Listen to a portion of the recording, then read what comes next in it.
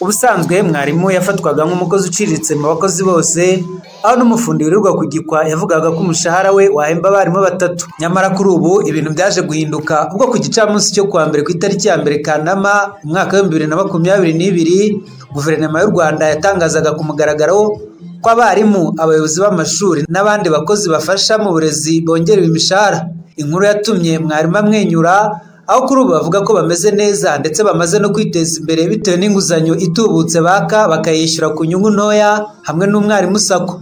Imibereho ya mwarimu ngubu yarahindutse. Hari benshi bavuga ngo abarimu wenda bakabafata mu buryo butari bwiza, bakabona ko ari abantu. Ibyo byari ibyakera.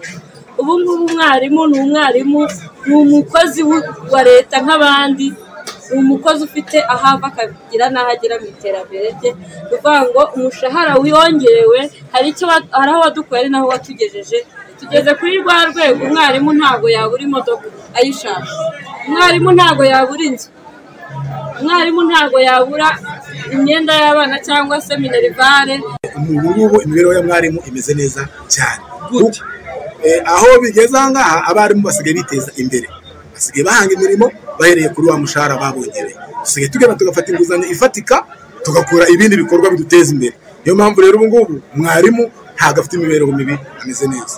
Aba barimu kandi bavuga ko kuri ubu nta mwarimu ugipfa guta akazi cyangwa ngo asezere uko yiboneye, ahubwo kuko n'abagasezeye bakajya mu yindi mirimo kuri ubu bifuza kukagarukamo. Mwarimu rwose ari mu nyungu pe, nubwo wenda tuvuga ko ibiciro biba bizamuka buri munsi, ariko ntabwo ari kuri twebwe twenyine, no ku bandi bakozi basanzwe ba leta nabo birahari. Ariko uyu munsi wa none uko biri ubona ko mwarimu aranyuzwe, tukabirebera no ku kigereranyo cy'uburyo abari baravuye mu burezi imbere kubera aho umushahara mukeya bagerageza kugaruka mu burezi bakajya gukora ibizamini, ugasanga bagarutse kwigisha kandi bari barabivuyemo.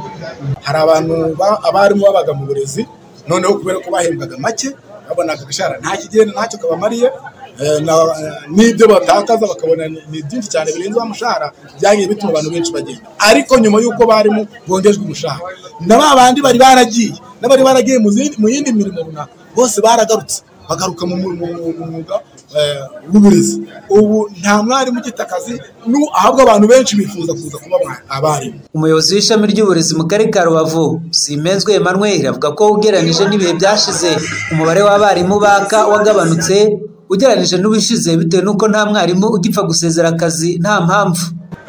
Isura yabo ndetse n'isura y'akazi yarahindutse, aho usanga uyu munsi nta barimu bakiva mu kazi nk'uko mbere byagendaga, ndetse by'umwihariko ugasanga ahubwo n'abari barakavuyemo mbere umunsi ku wundi baduhamagara nk'abashinzwe uburezi bati ibizamini bizakorwa ryari ngo natwe dusubire mu mwuga ko ari byo twize, bari barabivuyemo mbere.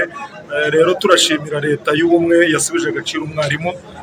Muri rusange uyu munsi iyo ubirebye tubibonera no mu gihe cyo gusaba abarimu. Ubundi twajyaga gusaba abarimu ugasanga dukeneye abarimu 500, abarimu 600 bitewe n'abavuyemo. Ariko uyu munsi muri iyi myaka yombi gukurikirana urasanga iyo tujye gusaba abarimu nk'akarere usanga ari abarimu 80, 90 n'abatari uko bavuye mu kazi, ahubwo uwavuye ku rwego rumwe rwa diplome ajya ku rundi. Kuri ubu mu Rwanda harabarurwa abarimu basaga 102,000. Mu nsanganyamatsiko y'umwaka igira iti abarimu dukeneye, abarimu twifuza. Abarimu barishimira ko hari byinshi byakozwe mu guteza imbere imibereho yabo, birimo ikigega umwarimu sako kibaha inguzanyo ku nyungu ntoya, kuborohereza mu mishinga itandukanye nk'abandi banyarwanda bose n'ibindi.